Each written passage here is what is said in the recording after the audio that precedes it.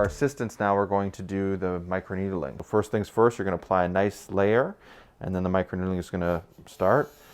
And you're going to go in the direction that you want the tightness to occur. So in this case here, always upwards and outwards, okay? And 3 passes in all the areas.